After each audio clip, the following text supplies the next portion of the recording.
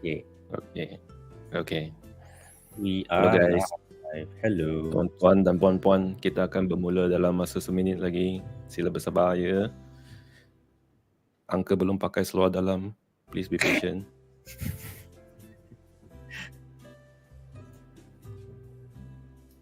Ada orang dah, some people tuning in already. So good evening, everybody. Thank you so much for tuning in. And we are 1 more minute before we live. live. I'm doing some stretches. Very. Oh my god, my eyes. You apa? You tengok apa? No, I don't want to see. I can unsee. Anyway, we are live on 3 channels: LinkedIn, Facebook, as well as YouTube. So 3 channels simultaneously for tonight. And we have our special guest, Koon, already standing by. Okay. She's dialed in from Sydney. So anyway, it's Jomlah. 8 o'clock. Let's start lah. Start, huh? Okay. Stay tuned. Stand by. For the boat had hit the water, the whale's tail came up and caught her. All hands to the side, harpooned and fought her when she dived down low. Soon may the wellermen come to bring us sugar and tea and rum. One day when the tonguing is done, we'll take our leave and go. For 40 days or even more, the line went slack, then tight once more. All boats were lost, there are only 4, but still that whale did go. Soon may the wellermen come to bring us sugar and tea and rum. One day when the tonguing is done, we'll take our leave and go.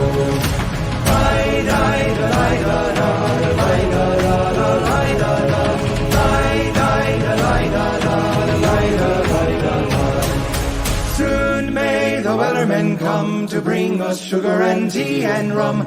One day when the tonguing is done, we'll take our leave and go. What kind of music was that, man? Seriously, like, huh?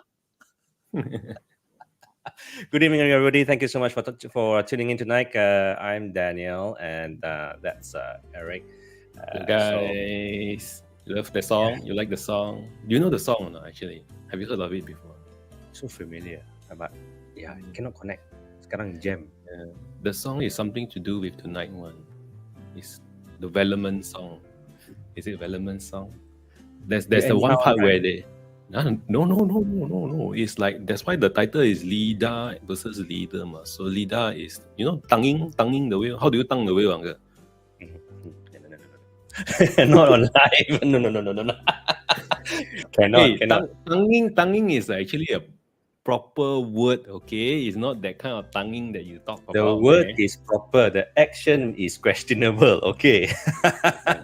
No. All right. So anyway, tonight's topic, all right, Lidah versus Lidah, be the right one. In our local context, Lidah is tongue. So are we just doing lip service as a form of leadership, or are we really paving the way? So let's talk about it tonight. And for those of you who are tuning in, let us know what are your thoughts about either one. We'd love to hear your thoughts. And as usual, we have some people here. Just going to say a quick one. This one for Koon later lah. Nice to see Koon, but then not nice to see these two fellas, right? Yeah. We didn't like that lah. Yeah. So anyway, so leadership. That's all. Why today so many people watching but nobody say hi? All today very tired. Monday. Why all shy one? Seriously. Hi lah. Wah, finally. Ibu. Ni bos sudah mari. Good evening. Good evening. Tuning in Go to Jakarta. Koon only. Everybody today is just to see Koon, not the both of us. So, well, we're gonna, start off our intro, cue it in, and we'd love to hear from you as well. And then after that, we're gonna bring Koon, on the screen. Okay. So, any words? It's been 2 weeks since we last went live. Macam kekok kan. Yeah, lama tak cakap lah. Kebas lah. Yeah. I also jam. Atas kebas, bawah kebas. Okay. Anyway, we will run the intro And then Koon will be here already lah. We'll give the whole screen time to her. The both of us will just stay back and then, okay, Koon. Okay, yeah. Really. Okay, stay tuned.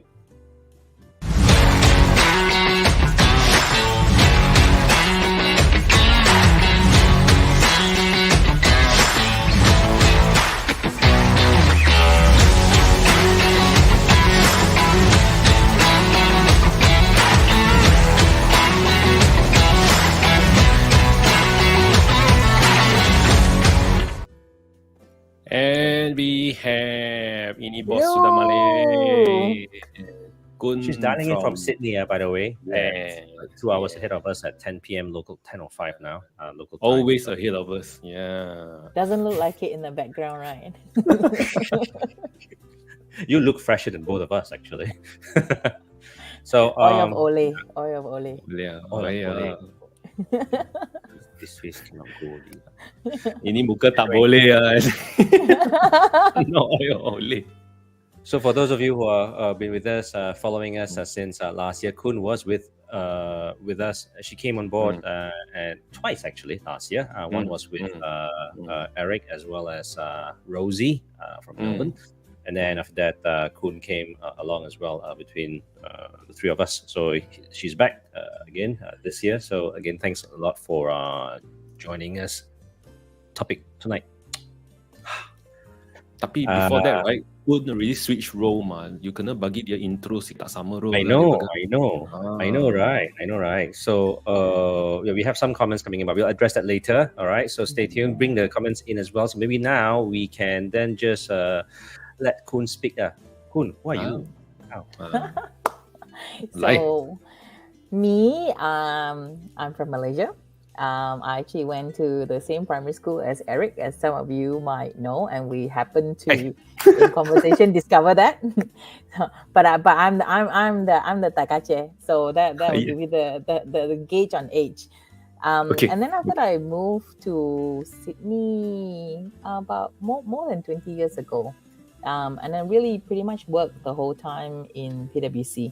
And mostly in the space of transformation. And I say transformation is the workforce transformation with the offshore centers in India and Philippines. And that's something that I don't talk a lot about on LinkedIn, but that's actually my day job. So it really gave me a lot of insights on people, on, working together, on culture. And a lot of that kind of knowledge is what I kind of share on LinkedIn. Then recently, some of you all might know that I made the leap to do executive coaching full-time. And that has been, I said to Eric before, it was 20 years of studying hard, 20 years of working hard. So hopefully it's the next 20 years to make a difference. Live life. Live life. Yeah, live life. Live life. Yeah. And I found that in the space of executive coaching, which is really leadership coaching, is a space that I probably could add the most value to the community. Because over here in Australia, especially, you get a pressure to conform to a particular type of leadership mold. And Australia being migrant majority country, right? It is a real waste of an opportunity if, everyone feels that they have to conform to a particular type of leadership. So I thought, okay lah, Takache Koon, come and disrupt the market a little bit. And then say, hey, hold on a minute, let's figure out how we're going to leverage our cultural strength to shape the leadership style. So that's why I'm doing it. Okay. I wonder if there are any Australians tuning in tonight. We'd love to hear your thoughts as well about tonight's topic. It's scrolling at the bottom. And I wanted to ask this question as well. Sharon beat me to it. Was Eric Wailana in primary school? Koon. No. It was a very specific choice of words I used. Mischievous at the flip. I didn't have the privilege of seeing it. Oh, did politically correct. Police. Very published. Okay, very good. Yeah, so Koon being Koon, and she's just given a very high level introduction. She's no stranger to being in a leadership role for so many years, and it was what she said. She's out on her own right now, leading, crafting, paving her way, blazing the trail, should I say. So, any questions, drop in, and you have one of the best market leaders who are currently down south, right? Down under. So, maybe you can start this off. We'll post this question to everyone who is watching. Again, we are currently live at 3 channels: Facebook, LinkedIn, and YouTube. YouTube is Choobub Studios. Feel free to search it and check it out. Yeah. So, can everyone be a leader? What are your thoughts? Kenbo, Kenna. So maybe let's take a step back first in terms of the question of like, why do we even need a leader? If everyone is so clever, so smart, why do we need somebody else to tell us what to do, to lead us? So I actually went through this like a little bit of a rabbit hole, as I usually do, and do my research and try to understand in the very first instance, right? Why is there a creation of a leader role? So put aside what makes a good or a bad leader, but why do we even need them in the first place, right? And so as I start to unpack it, I get to the essence of it. So a leader is a person who performs a role, fulfill a need that of the collective, that individually they cannot fulfill themselves. Okay, so let me repeat that. A leader is a person who fulfill the need of a collective that on their own they cannot fulfill. So if you understand what is that collective need that individually they cannot fulfill, you can then start to figure out the leader role that you can play. Okay. Wah, ni banyak chim. So sorry saya that's why I got to answer this here. I cannot make it. You know who is great. So that's why if you take it to, okay, you know, everyone individually can be technically competent. But to bring them all together, to use their technical competency in a way that will achieve the organizational goal, that is something, that is a collective need that on their own is actually really hard to organize themselves.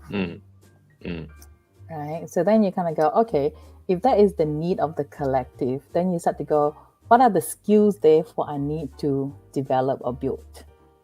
Okay.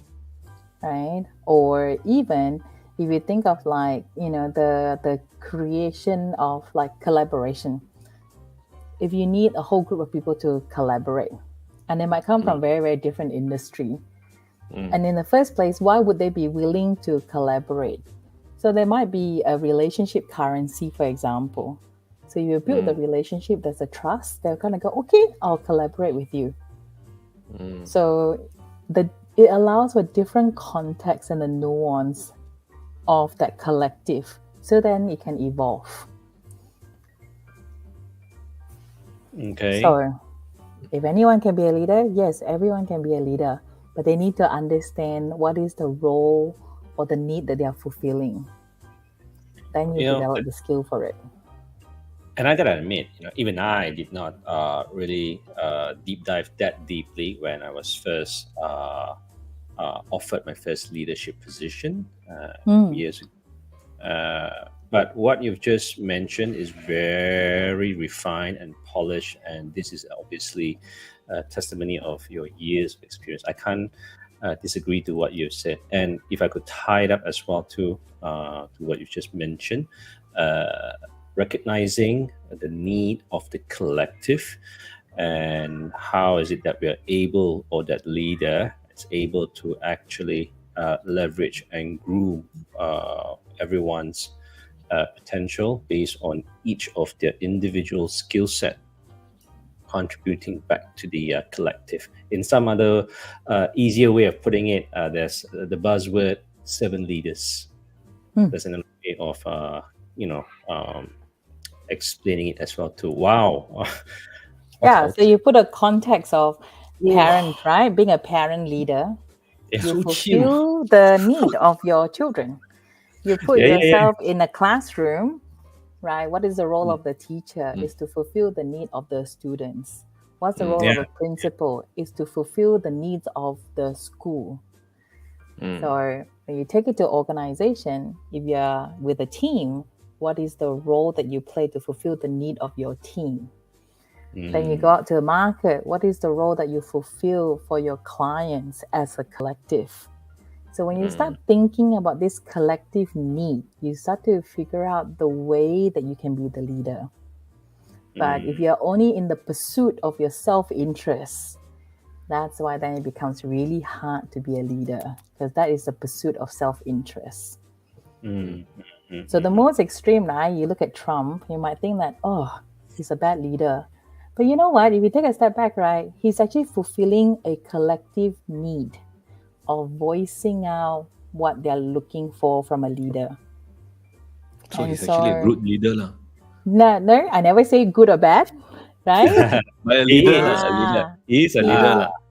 because he fulfilled a collective need. Mm. Right? As I said, sometimes you ask a question like, oh my God, how the person become a leader?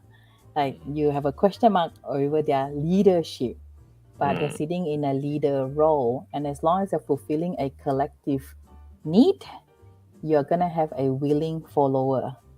If you become a willing follower, you're going to have a leader.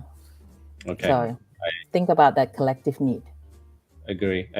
You know what? I also wrote about something like this earlier today, where everybody is a leader in their own right.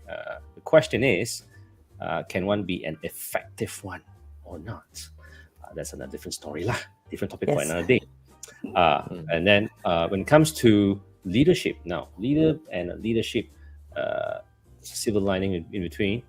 Everyone can have a leadership without being defined by the role or the titles that they're given. You don't have to be in a people management role to be a leader.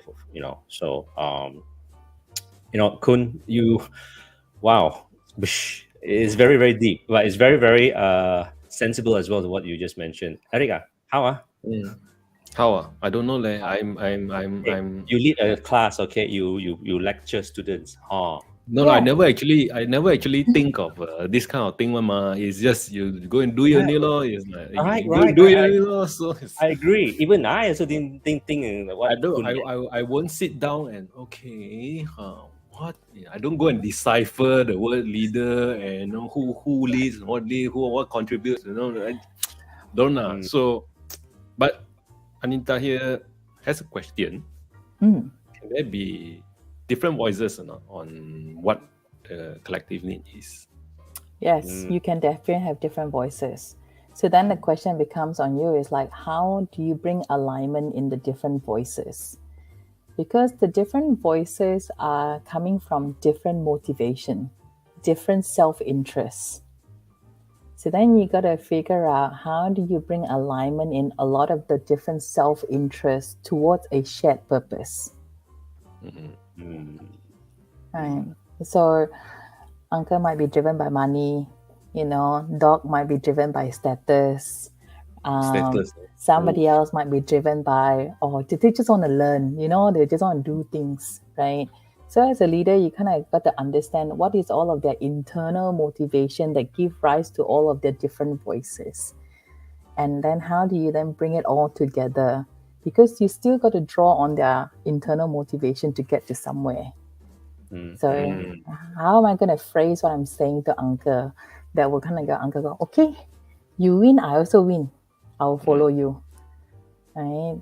Same with yourself. You win, But I win, I'll follow. isn't that like kind of you kind of like I can't find another better word for it, but ain't it like a little bit manipulative? Like, okay, I know uncle like money. Okay, he like all this style and branding and stylish stuff, right? So I just go and tempt him. Then he fall for the bait.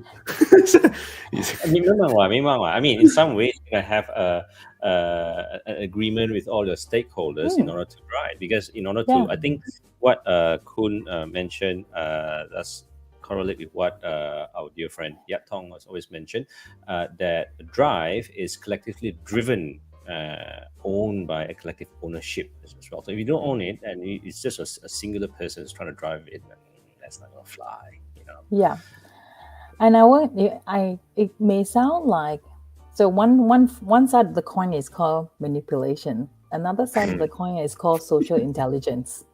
Oh, yeah, we use the other side lah. Sounds a lot better lah. Win already. So, manipulation is you're doing it at the expense of somebody. There's a level of harm and negativity associated with manipulation. Okay. But if you're doing it for the purpose of a collective good, then it becomes social intelligence. So you pick which side you want to do. Okay. I wonder what our friend is thinking if she's here. Jiva, and she's a specialist in social intelligence as well too. Anyway, Jiva, if you're here, you give us a shout out, okay? Yeah, this is You always hide behind the scene one. Oh, no, right? Yeah. I know she's there one. Later like you see. Quite quiet.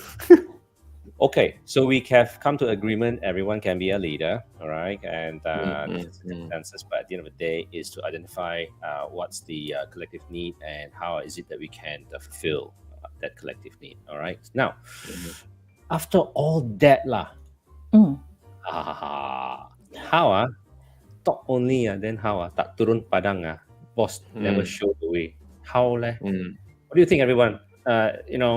This talk, dictate, give orders, give direction, but when it comes to execution, what do you think? Does a boss need to also contribute by executing by a show of action or not? Okay. Koon, how?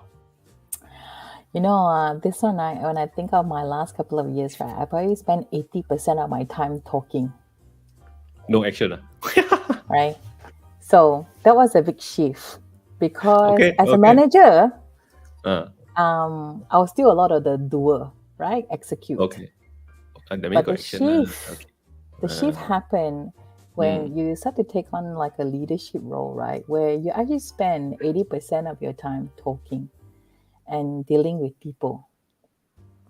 Okay, still need to talk. Okay. Still need to talk because you are dealing with people all the time and you're trying to get everyone. You're trying to influence a lot of people. You're trying to motivate a lot of people. You're trying to clear a lot of roadblocks. So a lot of that is actually talking. Like my son, they will tell you, they're like, what's your mom's job? Oh, my mom's job is to be in meeting and talk all day.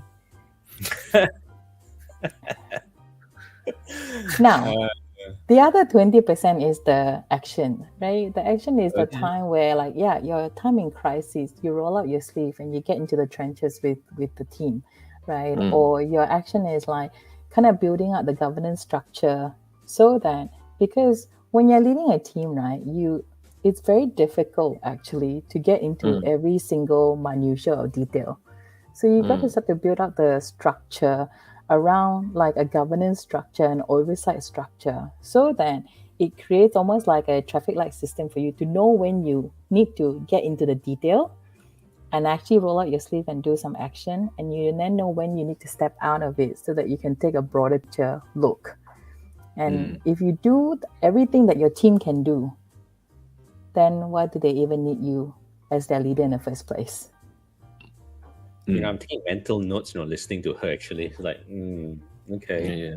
If you're doing what your team is doing, right, then why would they even need you there in the first place? You got to think about the stuff that your team need you to do as a leader.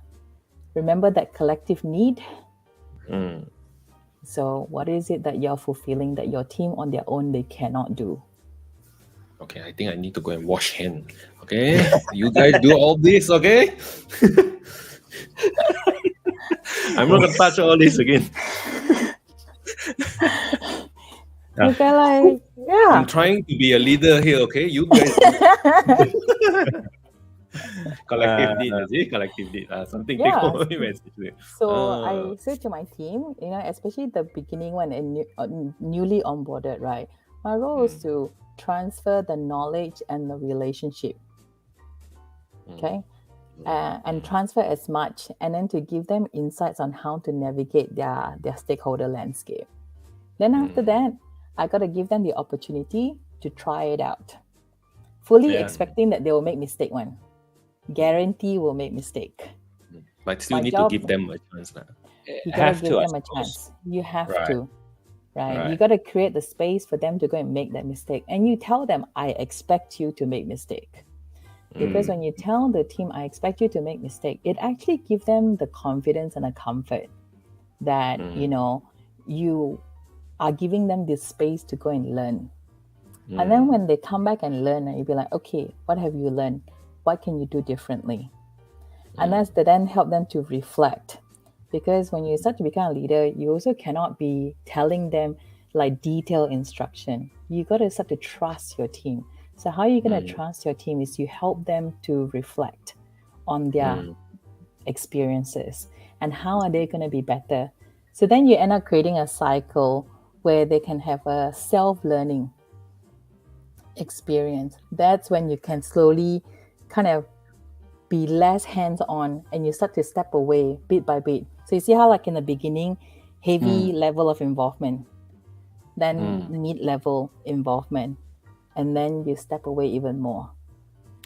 So, Koon, how to get this patience or not having to put your hands in it? I mean, when you let them go, Yeah, they're like it's like you're gonna have a fit anytime soon, you know, that kind of stuff.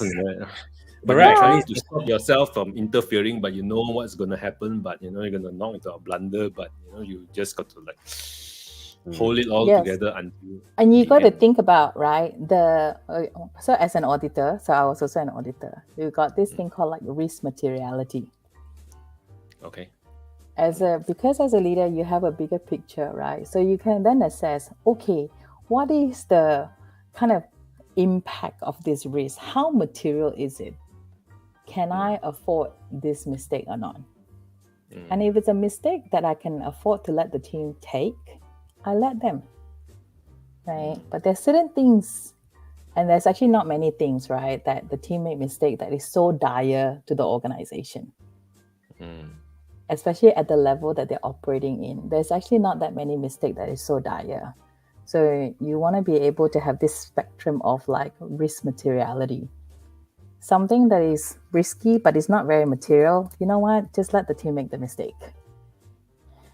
So now you all know who is the more OCD one lah. So How OCD people how to do this? Well, if you're OCD, then you want to think about, if you're OCD, what is the impact are you having on your team? What is the result of your OCDness on the team? And if your team not performing as how you would expect them to perform, then you start to ask yourself, is it the result that you're looking for from your OCDness? Wow. This one I have to go and bertaubat and reflect some way. My God. taubat team That's Yatong checks in again. He says a facilitator, a trainer, a coach all do effectively via talking. So I think we can agree that leaders do quite a fair bit of talking. So talking and doing of leaders need to be seen from the context and not just the content alone. Yeah, okay. As what you mentioned, more often than not, in the way how you explain it, Koon, is to build a structure where obviously a lot of the work is unseen. And it's also an opportunity for our also for our team members to give them a chance to grow, call it grooming or a growth coaching of sorts. Yeah. So yeah, well said. I don't have anything else to add to it. So Eric, you got a lot of things to do, huh? But Eric, I'll give you a free session, mates. You know, Taikache rates on you, like we do executive coaching. Just pitch us. Not me, you need it, right? Clear. All right. The law of things I need to do is not to do things, you see. Yes. Yeah. Pretty much that's it. So it's actually learning to not do. Yeah, learning not to do and let others do. Yeah. Correct. Yes. Easier said than done. Okay. So let's talk about how can we identify someone who is a leader. What do we see in one, right? I mean, let's just say for somebody who we are working with, we don't really know the person personally, but perhaps we're trying to, size a person up as far as work's concerned. What are the pointers or criteria that we should be on the lookout for? What are the red tapes, red flags we should be looking out for as well? So, what are your thoughts? Let us know in comments. My big one is actually generosity of spirit. Oof. So that to me is a hallmark of a great leader, which is they have this in abundance of generosity of spirit. And the way they think about stuff is also always about other people. Yeah. Right. And they don't, it's the thinking of beyond self. So I think there was an earlier question. Somebody even asked, like, yeah, what if you're still at the junior level? Can you be a leader? Right. The mindset shift that starts to happen is when you are thinking beyond self. And you're thinking about the collective, what everyone needs, and how you can be in service of the collective. So that generosity of spirit, right, is something that will stand out, because there actually not that many people, surprisingly, have this abundance of generosity of spirit. So if you look at all the memorable leaders, in our history, what is common amongst them is the generosity of spirit. You think of Mahatma Gandhi, you think of Mother Teresa, you think of Nelson Mandela, right? They all have this incredible abundance of generosity of spirit, that they're doing it for others, not for themselves alone. So that to me is a hallmark. Somebody will stand out to me is when they have this abundance of generosity of spirit. Okay. So, Uncle, are you generous, Uncle? Usually. But what is it? Must look at the ang pao money he give, open it up. Ay, tak cukup ni. Oh. You're not generous enough, huh? Kasih besar sikit. I agree. First one that came out of your mouth is generosity. It's like, wow. And it does speak, because if we are going to have the space in allowing people the freedom to commit mistakes, then that's generosity of its own. And we're not going to be penalizing the person, obviously, because it's just part and parcel of his or her learning curve. Yeah. And not only that as well, to complement another person's journey by giving valued advice or guidance. Yeah, that's the word I want to use. Guidance. Eric, how do you? So let's shift attention a little bit to Eric. He's been very quiet anyway. How do you guide your students? I mean, there are two types of when I teach there are two categories. One is just the regular teaching. But there is also a certain group of students whom they do meet me up at a personal level. They just call me up. They want to speak to me personally, know my journey, and listen to how it was then for me and what is it in store for them in future. So there are different aspects in terms of leading here. I think it takes a lot of effort to listen. I think listening is a very important skill. Not just, yes, I do talk a lot as well in class because you need to teach, but other than that, it's more about listening to other people's problems and always trying to, sometimes there's no solution, you're just there to, you can't even foretell what's going to happen in the future, but you just like. Eric, I teach you a trick on listening. So when you listen to somebody, right, you pick up a particular word that they're using, and then you repeat that word and you ask them to talk more about what do they mean by that. So open-ended question. Because what will happen is that... Actually, I do that one. See? I don't know.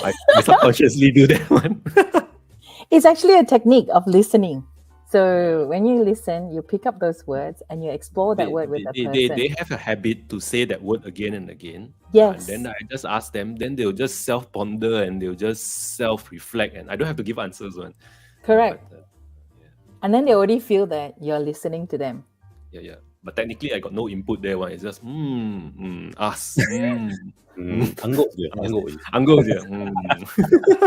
So this is a hack. So if everyone want to develop their listening skill, just pick up on a word and then repeat that word and put a question back on that word. Yeah. You do that a lot, Eric. I realize that too. You do that a lot. I do, but it's just a habit I pick up along the way as well. I realize it works for people, you see. So I just use it. I don't know. That's how I do it. But every time I look at myself, right, I'm like, am I solving a problem here? I don't know whether the problem is solved or not, but the other party seems pretty contented and satisfied with what I did. I don't know whether I did anything or not, but they go home happy. Knowing that it goes to the part where you have a belief that the individual always have the answer themselves. That your job is not to give them the answer, but is to help them find the answer that they have always known inside of them. Which is true. I mean, I like that as well. I mean, even during my younger years, I asked some questions, stupid ones included, and there were some of my leaders who helped me in using that technique as well. Ask, and without realizing it, the answer's already within. It's just a matter of realization and that kind of helped me grow a discipline to actually be more analytical, if I may put it that way. It's just stop, pause, and see what's happening. Do we have a bigger picture? Take a step back and have a bigger view. And when you think of the internal motivation to action, right? People are more likely to action what they feel is their own idea. As opposed to what somebody tell them what to do. And credits goes to them because if they are able to, because at the end of the day, it is already within them. They're able to actually manipulate their thoughts in a positive way, and voila, this is right there. You cannot run now, Eric. You got a question coming your way.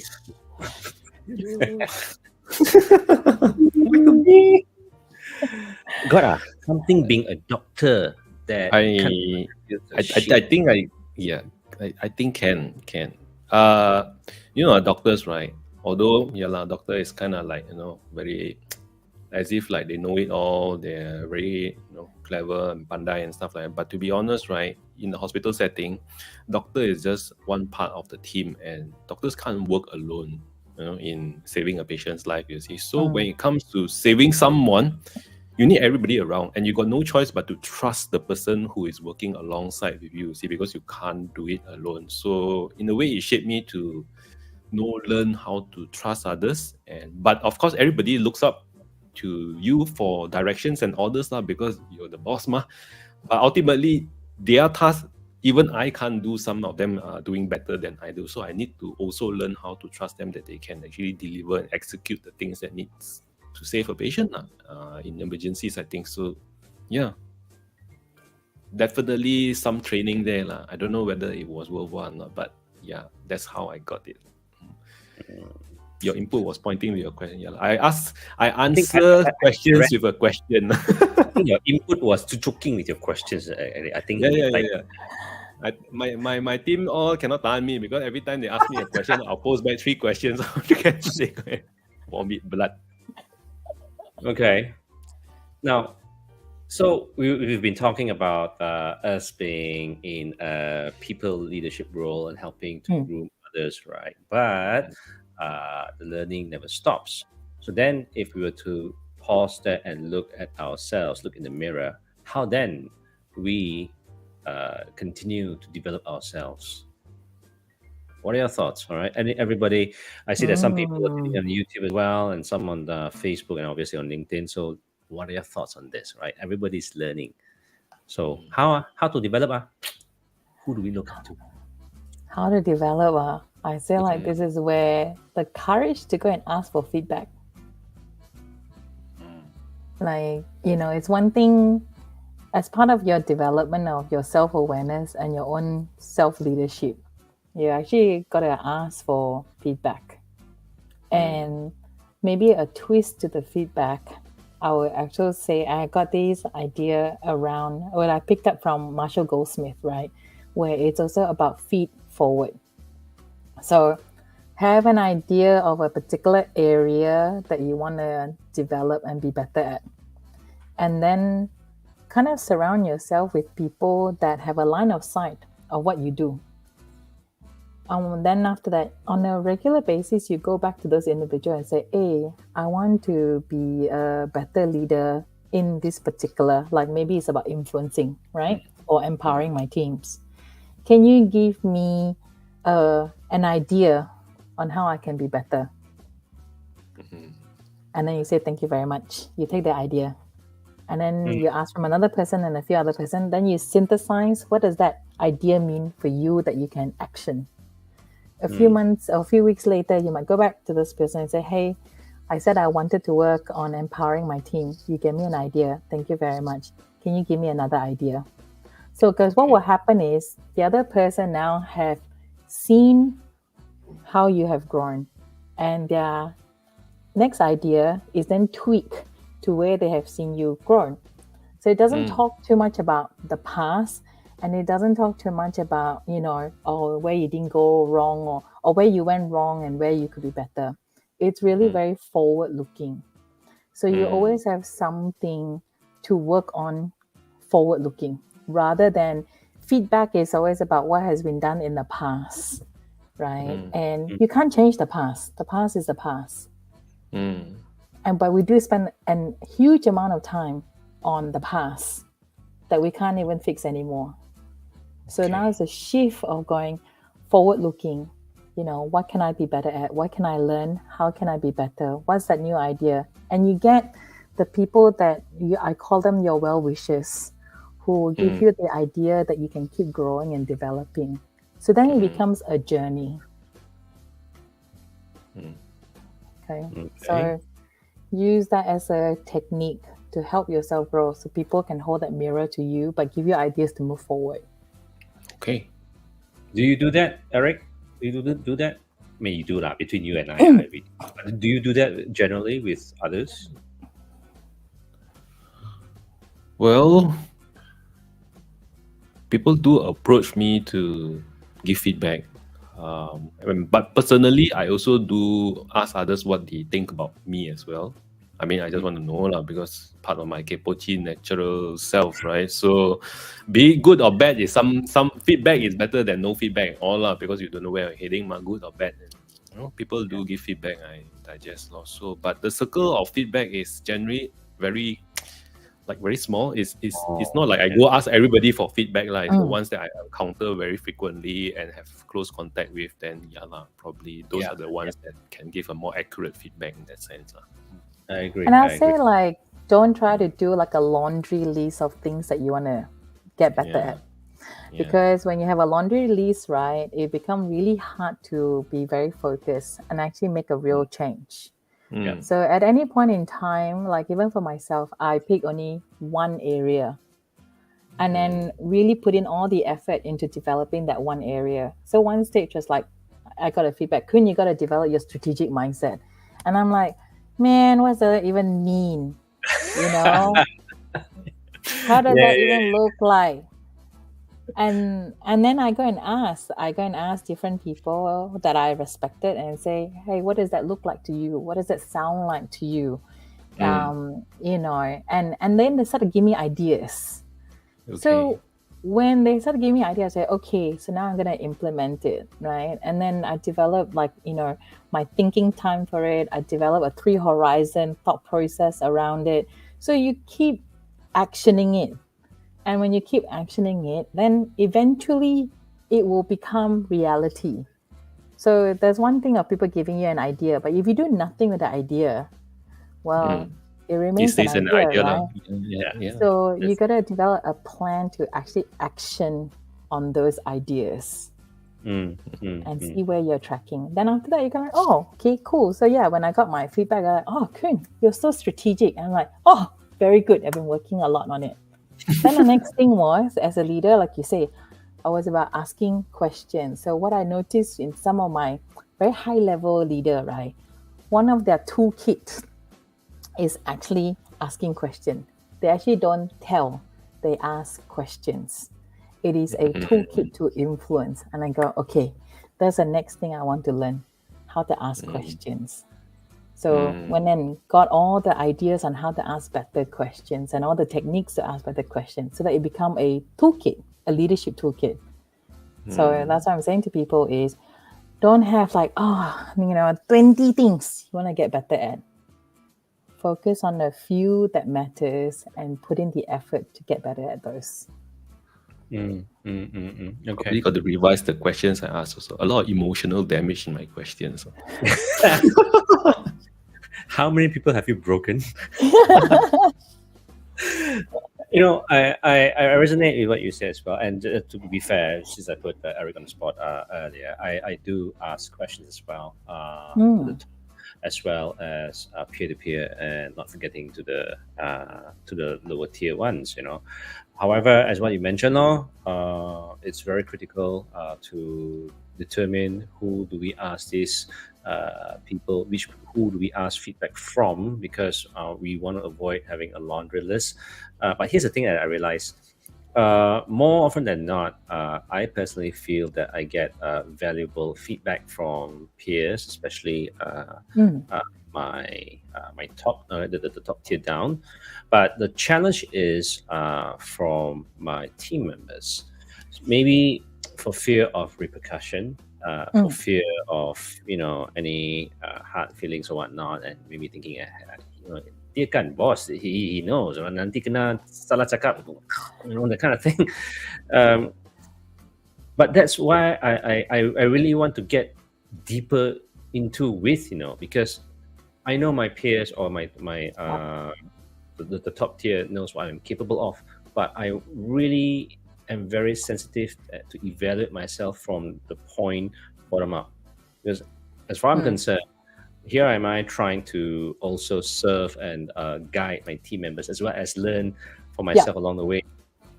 And I'm trying to reflect how it was when I was just an individual contributor. I'm trying to balance it. Do you have any so maybe this is a question for myself to you.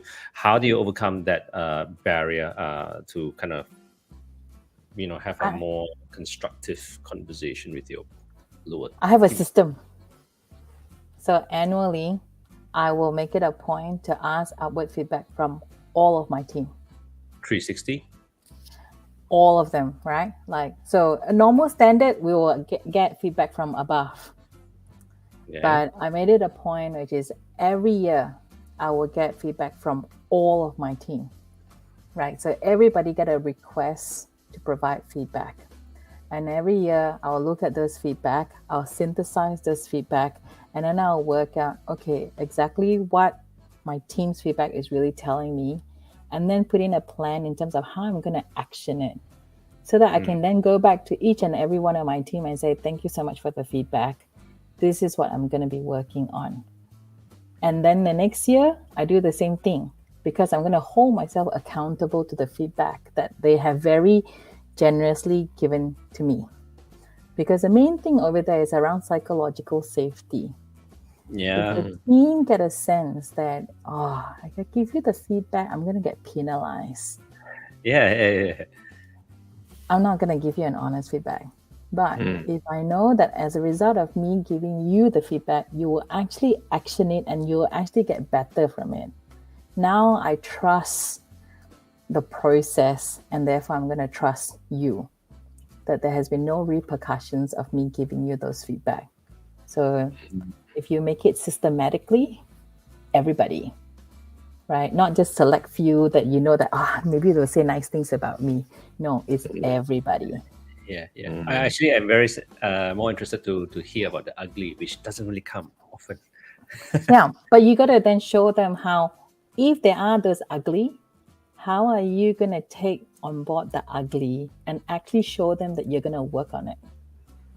Because if you hear the ugly and you don't work on it, they might as well don't give you the feedback. So you actually got to show that you're working on it. Erika, what do you think the feedback of both you and I are? This one, the team has been telling me already. They say, please watch my mouth, my mulut tajam sangat, Sometimes, can you I mean, it's not easy. I mean, it's not easy, but I appreciate that the young ones actually, I encourage them to speak up and say, what do you feel that I need to improve on? What they blatantly just open and tell okay. But the lobang everywhere, got shot everywhere. These days, young people got no barrier, just tembak only. But okay, I appreciate the honesty. Yeah, but we learn. We really learn from them a lot. They say that sometimes I learn a lot from them as well, how they wish to be treated, how sometimes I just shot them to the ground and never let them come up again, right? So they said that sometimes you need to butter a bit, put in some nice words, then after that shoot, then put in some nice words and stuff like that. So do have some form of encouragement. Don't every time just stem. So indirectly it's telling all about how emotional damage lah. So but it's like hard, right? It's really, it's very really hard. It's very hard because you need to swallow your pride and your ego to go and change it.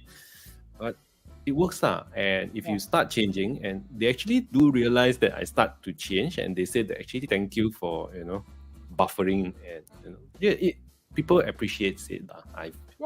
Because that's when you create that psychological safety, and then when you have psychological safety, you're more likely to get honesty, and when you got honesty, you can do a lot better with your organization. In most organizations at the moment, honesty is not there. But pain. Hello, you go and tembak people, they all not pain, man. You think, huh? Oh no. So 8:51, we are almost to the end of the show tonight, but let's see if we can still squeeze a couple more. Okay, so maybe we can then address this question. So for all of you who are tuning in, what do you think people fail to be one? What do you mean by be one? What do people fail to be a leader? Why? Maybe let's unpack even the word fail. What does fail as a leader look like? So I think different people will have a different definition of what does fail look like. Would it be easier if you ask what would make people succeed to be one? I don't know what I'm trying to do. Like the US president who eat ice cream one, is it?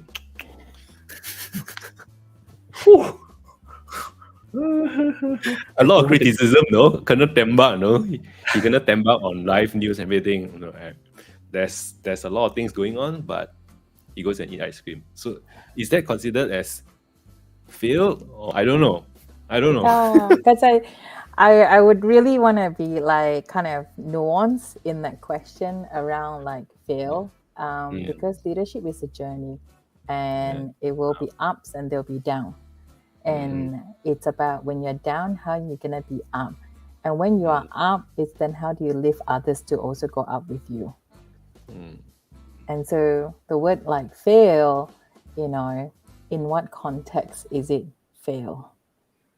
When it's actually a journey. Well said. The most recent one, I think all of us have just seen the news. A certain prime minister from a country is being scrutinized for having a fun time. It's like, So why are we speaking so obscurely? I don't want to go to jail. Okay, I say this out loud first. That's all.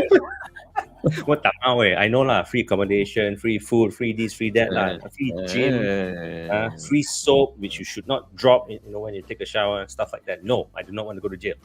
Okay. Fair enough. Okay. But I do want people to think about this, right? Is when you think of systematically, you got any organization, and your outer circle, I call it the outer circle, is the circle that interacts with the external market. So that's where your vision, your strategy, your market engagement, your macroeconomic environment is. So that's your external circle of your organization, right? And then you got the inner core of your organization. That's the thing that make your organization run. So it could be your systems, it could be your process, it could be your finance, it could be your legal counsel. Those are like the engine, the operations of your organization. But in the middle of your external and the core of your organization are actually your people. They are the one that is the interface between your external and the internal of your organization. And at each of these level, therefore, you're going to require a different kind of skill set or competency.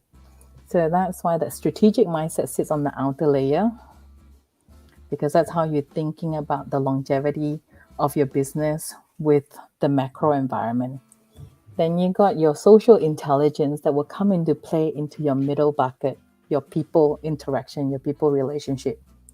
And in the core of your organization is operational excellence.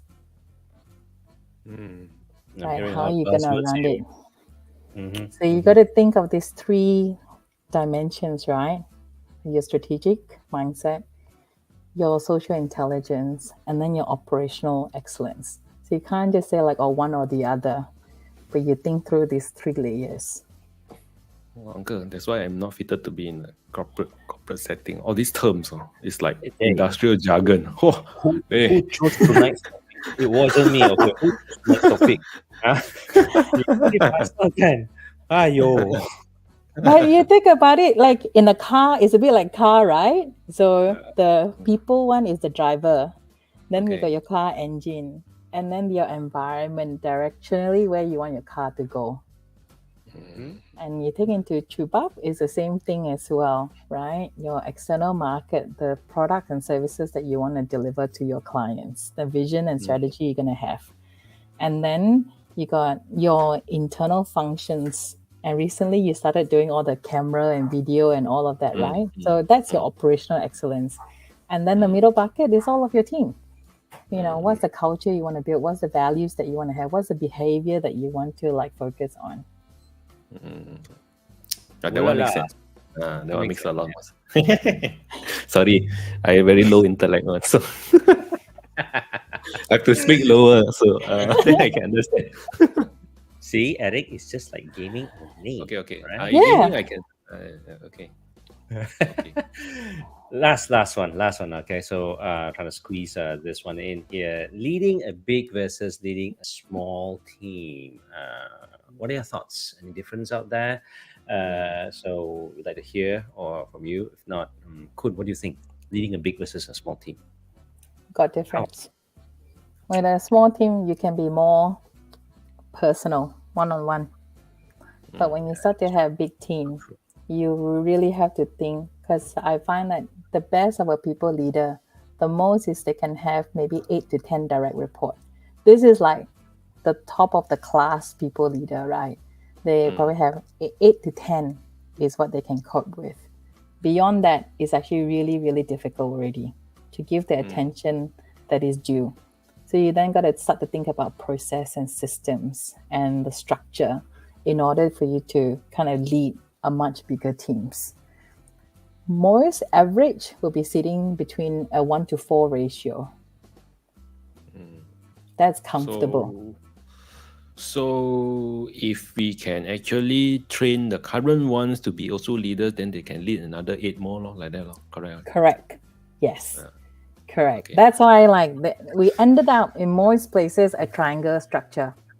The org chart. The org chart, right? For the most part, that's how we end up with a triangle structure, because that is the most that you can cope. And so that's why your direct report, you role model what you expect, and then they role model the next layer. But know that the further it is out from you, your level of influence will diminish as they're further out away from you. So then you got to think of the mechanics on how you're going to assert the influence when they're so far away from you. This is where culture come into place. This is where values come into place. This is where the behavior that you reward comes into place. Which Wei Fong dropped in a comment about this as well. So again, I suppose in the context, if given a choice, should it be a big, a small team or a quality team? What are your thoughts, Koon? I mean, all businesses, we strive to let it grow, and as the growth happens more and more, it scales up, isn't it? So I suppose it's inevitable as it scales up, the team gets bigger. And then Yeah. how? Then have to go back on systems and process, so structure. Oh. And I was listening to this podcast. It was really interesting, right? This podcast actually say that in most organizations you have almost 4 groups of people. You got the first group of people who are your visionary. They think bigger, differently outside of the box for the organization, right?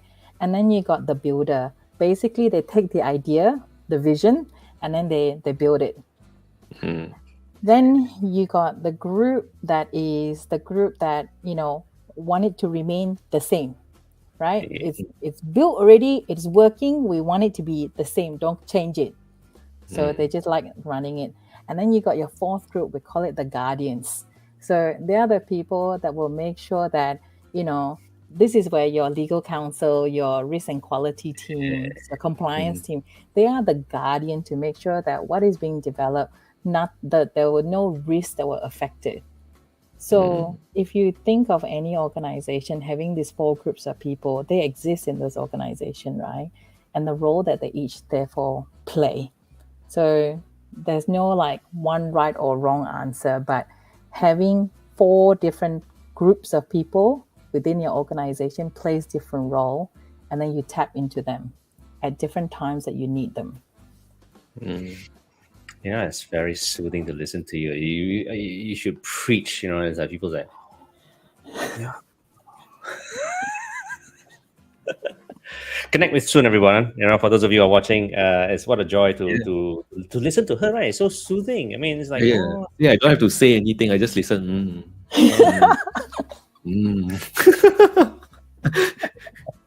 Today, no rubbish can come out from your mouth. Nothing. Cannot. It's like lullaby like that. This one, our intellect maybe not so level up yet. Cannot cucu. But Koon is obviously a wealth of wisdom and experience there, as what you have just witnessed in the past hour or so. Connect with her, get to know her as well. If you haven't, just drop her an invitation. And for those of you who are watching, I know, right? I open kan, buka besar-besar kan. So for those who are watching, even after this broadcast ends, drop in your comments, tag Koon if you have any questions directed to her, and give her some time to respond, because it's really like almost 11 p.m. or more than that in Sydney. Koon never sleeps these days already. She chow already. Hey, but it's true, the day I finished at PwC, right, I only slept for 5 hours.